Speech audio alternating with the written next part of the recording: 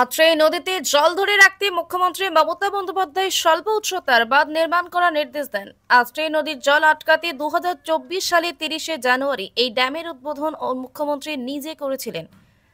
এদিকে চলতি বছরের ফেব্রুয়ারি মাসে ভেঙেছিল বালুরঘাট আত্রাই নদীর উপর অবস্থিত স্বল্প দৈর্ঘ্যের ড্যাম সংলগ্ন নদী বাঁধ। সেই নদী বাঁধ ভাঙা 3 মাসের মধ্যে এবার ভাঙল মুখ্যমন্ত্রীর উদ্যোগে তৈরি আত্রাই নদীর ড্যাম। গতকাল ভোররাতে বালুরঘাট পৌরসভা 13 নম্বর ওয়ার্ডের চকভৃগু এলাকায় ড্যামের একাংশ ভেঙে যায়। ড্যামের একাংশ ভেঙে গিয়ে বর্তমানে হুড়হুড় করে জল ঢুকতে শুরু করেছে। এদিকে ড্যামের একাংশ ভেঙে যাওয়ার ফলে হেলে গিয়েছে সুইচ গেট, যে কোনো সময় বড়সড় দুর্ঘটনা ঘটতে পারে এমন আতঙ্কে ঘুম কেড়েছে স্থানীয় বাসিন্দাদের।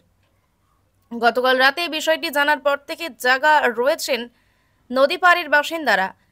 স্থানীয় বাসিন্দাদের অভিযোগ, নিম্নমানের সামগ্রী ব্যবহার করার কারণেই এই দুর্ঘটনা বারবার ঘটছে। এদিকে বিষয়টি জানার পরই সেচ দপ্তরের আধিকারিকেরা ঘটনাস্থল পরিদর্শন করেছেন। আসেন SDO Subrata Kumar Barma, DSP headquarter Bikram Prasad সহ অন্যান্য সেচ দপ্তরের আধিকারিকেরা। আসার কথা রয়েছে ঊর্ধ্বতন আধিকারিকদের, ঘটনাস্থলে আসার কথা রয়েছে বালুরঘাটের সাংসদ সুকান্ত মজুমদারের। সমস্যা এখানে কাজ একদম নিম্নমানের হয়েছে। যেটা টাকা স্যাংশন হয়েছে সেই টাকার মধ্যে মনে করেন কাজই হয়নি। যদি কাজ সেই টাকার মতো হতো, পূর্ণতা পেত, তো আজকে এই অবস্থা হতো না। কখন ভাঙলো? এটা ভেঙেছে প্রায় 3:30 নাগাদ আশপাশ হয়েছে। গতকাল রাত্রে। মানে কি বাঁধ ভাঙার কারণ কি? জল বেড়ে যাওয়ার কারণে? জল বেড়ে যাওয়ার কারণে। আগে তো ভেঙেছে, আপনারা দেখেছিলেন এখানে।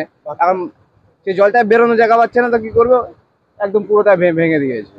খরার মধ্যে বাঁধ ভাঙলো, এখন জল বাড়তেই ড্যাম ভেঙে যাচ্ছে। কিভাবে কাজটা হয়েছে, মানে কতটা সঠিকভাবে কাজ হয়েছে? সঠিক তো হয়নি দাদা, এখানে পূর্ণতা পায়নি দেখেই বোঝা যাচ্ছে যে জিনিসটা একমাত্র ভালো হয়নি। একদম টাকা পয়সা এখান থেকে চুরি করা হয়েছে। যদি কাজটা ভালোই হতো তাহলে 1-1.5 বছরের মধ্যে ভাঙতো না জিনিসটা। মুখ্যমন্ত্রী তো নিজে উদ্যোগ নিয়ে করেছিলেন এটা। মুখ্যমন্ত্রী প্রচলনায় হয়েছে এটা, কিন্তু কাজটা সঠিকভাবে হয়নি। একদম এখান থেকে টাকা নয়ছয় হয়েছে। আজকে বাঁধ ভাঙার পর কেউ এসেছিল আধিকারিকরা? এখনো পর্যন্ত কেউ আসেনি, কোনো অফিসারও আসেনি, কোনো লোকও আসেনি এখনো পর্যন্ত। কালকে রাতে বাঁধ ভাঙার খবর শোনার পর রাতে ঘুমিয়ে পড়েছিলেন? আমাদের তো সবার বাড়ি, যাদের বাড়ি আশেপাশে আছে তারা মনে করে সবাই 3:30-4টা নাগাদ সব বাড়ি থেকে বেরিয়ে এসছে লোকজন, যে এইসব ঘটনা পরে কেউ আর ঘুমাতে পারে। কি চাইছেন এখন আপনারা? এখন চাইছি এইটা তাড়াতাড়ি কাজ হয়ে যাক, একদম সম্পূর্ণভাবে কাজ যেন হয়, এবার সঠিকভাবে কাজ হয়। আপনার নাম কি? আমার নাম সঞ্জয় চক্রবর্তী। গতকাল রাত্রেবেলা যে ড্যাম, স্বল্প উচ্চতার যে ড্যাম, সেটা ভেঙে গেছে, এসছেন, কি দেখলেন, কি বিষয়টা এখন পর্যন্ত কি দেখছেন?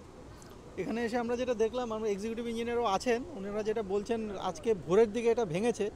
তো সেই চিহ্ন এখনও দেখা যাচ্ছে না, যেটা তো আমরা হয়তো জলে ভেসে চলে গেছে। তো ওনারা আছেন, সুপারিনটেন্ডিং ইঞ্জিনিয়ারও আসছেন, এসে নিশ্চয়ই ওনারা নেসেসারি অ্যাকশন নেবেন আর কি।